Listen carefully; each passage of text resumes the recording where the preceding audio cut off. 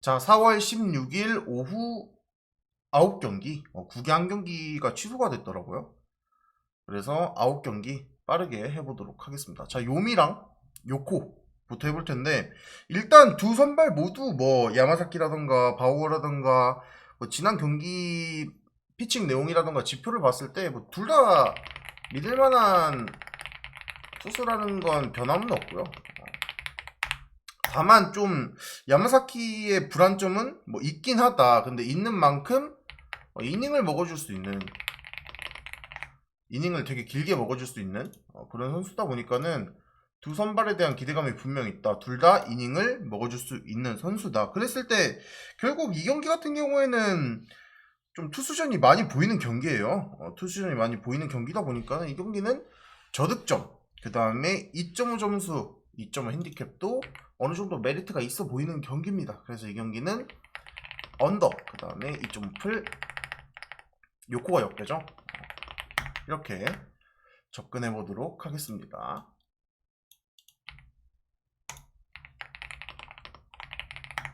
자, 이 경기도 매한가지로 뭐 어느 정도의 이제 투수를 믿을 만한 매치업이기도 해. 오세라도 뭐 괜찮고 야나기도 좋은 선수고, 그래서 둘 다 믿을 만한 선수라는 것은 변함이 없으나, 다만 윗경기와의 차이점을 고려해 보면은 타선에 대한 이야기를 해야 되는데,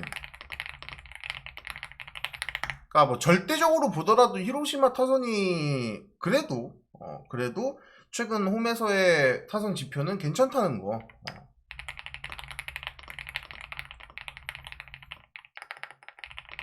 플러스 주니치의 타선이 암적이라는 거. 이거를 봤을 때 사실 타선의 갭 차이가 저는 존재한다고 보고요.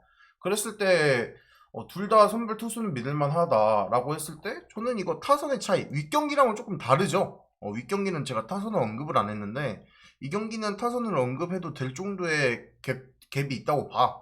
그래서 저는 이 경기는 두 선발을 믿을 수 있긴 하나, 그래서 언더를 볼 수밖에 없으나 기본적으로 타선의 차이 때문에 히로시마 쪽을 보는 게 괜찮지 않을까, 그렇게 생각합니다. 히로시마 승 마이 까지 좀 보도록 하겠습니다. 자, 지바랑 리오넴 해보도록 할 텐데, 이 경기는 저는 그런 말을 하고 싶어요. 그러니까 삼박자가 어우러진다. 그러니까 선발도 니오넴 쪽을 보고 싶고, 그 다음에 특히 불펜, 타선 봤을 때 전체적으로 니오넴이 약우인 경기가 아닌가라고 생각을 합니다. 그래서 그렇게 봤을 때는 아무래도 승패 라인 접근이 가장 깔끔하긴 하겠죠. 그래서 저는 이 경기는 선발도 다나카보다는 가토를 좀 더 믿을만하고, 그 다음에 타선도 믿을만하고, 스페인까지도 니오넴을 가리키는 경기가 아닌가. 그래서 저는 이 경기는 니오넴 승, 그 다음에 마행까지 보도록 하고, 언어버는 굳이 갈 필요가 없을 것 같아요. 언어버 패스 하고 넘어가 보도록 하겠습니다. 오케이? 자, 그 다음에 일야 밑에 두 경기는 진짜 어려워요. 그러니까 사실 좀 어려운 것도 있고 분석하기 되게 좀 애매한 경기들이 너무 많아가지고, 경기들이다 보니까는 두 경기는 깔끔하게 패스합시다. 깔끔하게 패스하고 구갸로 넘어가 보도록 하겠습니다. 자, LG랑 삼성 해볼 텐데, 일단 뭐 선발에서의 우위는 저는 뭐 여전히 임창규가 있다고 생각을 하고요. 그랬을 때 뭐 최원태를 믿지 못할 정도는 아니에요. 그래서 두 투수를 사실 못 믿을 만한 매치업은 아니다.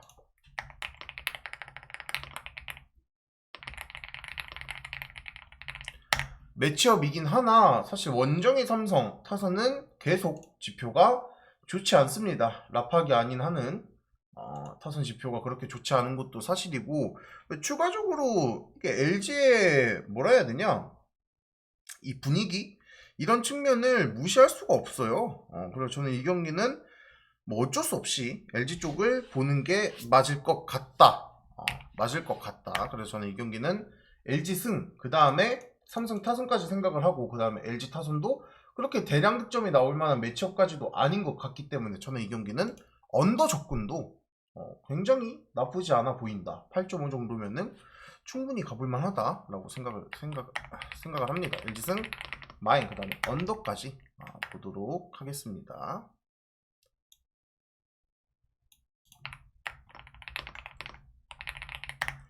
자, 쓱 하나 해보도록 합시다. 뭐 김강현이라던가 와이스라던가 둘 다 믿을만한 두 팀의 믿을만한 투수죠. 그렇다 보니까는 기본적으로 오늘 경기들 매치업 중에 가장 투수전이 예상이 되는 경기고, 그게 이제 선발 투수들의 기본적인 체급,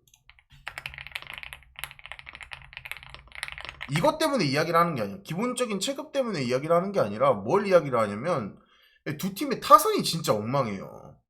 진짜 두 팀의 타선이 진짜 엉망이기 때문에 사실 그것까지 감안한다면은 오늘 이 경기는 제 기준에서는 가장 기준점이 낮아야 되는 경기라고도 생각을 하고, 뭐 7.5를 주더라도 언더를 가야 되지 않을까, 언더밖에 안 보이는 경기처럼 보여집니다. 그래서 저는 이 경기는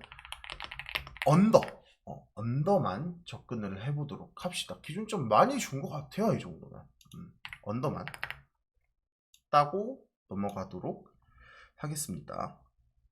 자, 롯데와 키움 해보도록 할 텐데,